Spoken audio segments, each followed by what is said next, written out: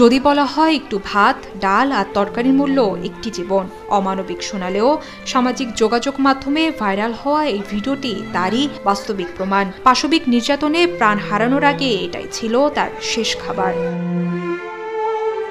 ভিডিওতে যে ব্যক্তিকে দেখতে পাচ্ছেন তার নাম তোফাজ্জল। আঘাতজনিত আর ট্রমার কারণে মানসিকভাবে ভারসাম্যহীন তিনি। বুধবার রাতে ঢাকা বিশ্ববিদ্যালয়ের ফজলুল হক মুসলিম হলে জোর সন্দেহে গণপিটুনিতে মৃত্যু হয়েছে তার। তোফাজ্জলের বাড়ি বরগুনার পাথরঘাটা উপজেলার কাঁঠালতলী ইউনিয়নে। ইউনিয়ন ছাত্রলীগের সভাপতি ছিলেন তিনি। খুব অল্প সময়ের ব্যবধানে তোফাজ্জলের মা, বাবা ও একমাত্র বড় ভাই মারা যান। অভিভাবক শূন্য আর প্রেম সংক্রান্ত বিষয় নিয়ে আঘাতপ্রাপ্ত হয় মানসিক ভারসাম্য হারান তিনি। বিগত 2 থেকে 3 বছর ধরে ভবঘুরে তোফাজ্জল প্রায়ই ঢাকা বিশ্ববিদ্যালয় ক্যাম্পাস ঘুরে বেড়াতো। কে জানতো এটাই হয়তো তার শেষ কাল হয়ে দাঁড়াবে। হল সূত্রে জানা যায়, মোবাইল চুরিকে কেন্দ্র করে ঘটে এই ঘটনা। দুপুরে হলের মাঠে শিক্ষার্থীদের ক্রিকেট খেলা চলাকালীন 6টা মোবাইল চুরি হয়। পরে রাত 8টার দিকে তোফাজ্জল হলে ঢুকলে তাকে ধরে ফেলেন কয়েকজন শিক্ষার্থী। তাদের ধারণা তিনি চুরি করেছেন মোবাইল। তাকে অতিথি কক্ষে নিয়ে গিয়ে জিজ্ঞাসাবাদ এবং মারধর করেন শিক্ষার্থীদের কয়েকজন। মারধরের ফলে ওই যুবকের পা থেকে রক্ত বের হতে থাকে।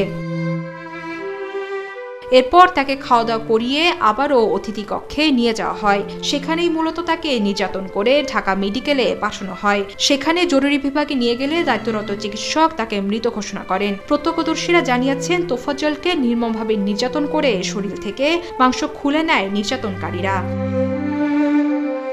সিসিটিভি ফুটেজ বিশ্লেষণ ও প্রত্যক্ষদর্শী সূত্রে একজন সন্দেহভাজনকে চিহ্নিত করা গেছে। তিনি হলেন হল ছাত্রলীগের সদ্য পদত্যাগকারী উপবিজ্ঞান ও প্রযুক্তি সম্পাদক জালাল আহমেদ। সাথে ছিলেন আরও 8 থেকে 10 জন শিক্ষার্থী। এই ঘটনার পরের দিন ভোরে বিশ্ববিদ্যালয়ের প্রক্টর সাইফুদ্দিন আহমেদ সহ কয়েকজন সহকারী প্রক্টর ঢাকা মেডিকেল কলেজ হাসপাতাল ও ফজলুল হক পরিদর্শন করে বিস্তারিত খোঁজ খবর নেন এবং হল প্রশাসনকে ঘটনায় জড়িতদেরকে বৃহস্পতিবারের মধ্যে চিহ্নিত করে ব্যবস্থা গ্রহণের নির্দেশনা প্রদান করেন।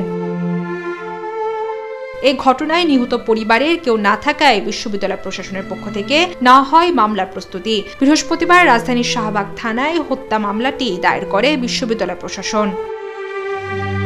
শুভশ্রী রায়, সাউথ এশিয়ান টাইমস, ঢাকা।